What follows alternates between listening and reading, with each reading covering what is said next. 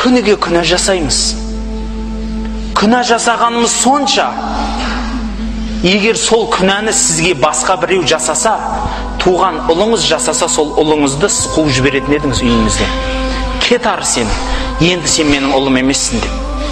Бірақ қандай күнә жасасаңыз да, Аллах сізді бізді кешіріп несібемізді беруде. Азды көпті несібемізді береді. Бізді күтеді.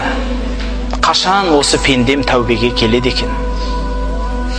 Қашан осы пендем мені Раббым деп көзіне жас алады екен?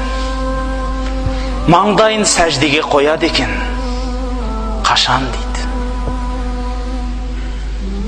Қашан, бауырлар?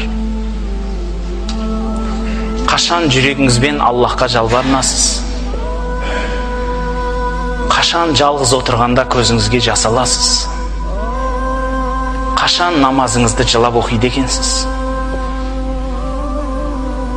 Басыңызды сәждеге қойғанда Аллахтың сізге ең жақын тұрғанын сезіне аламыз ба екен? Ең жақын кезі сол кез.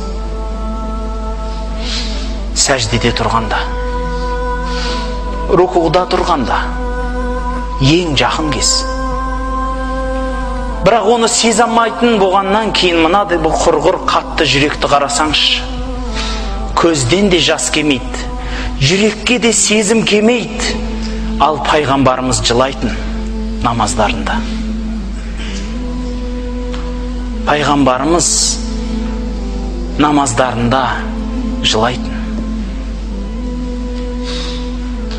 Жыламаңыз, бірақ Аллахты сезініңіз еш болмағанда. Ол да жоқ қой. Жүректің қатқанын қарасаңшы, жүректің тас болып кеткенін қараңыз.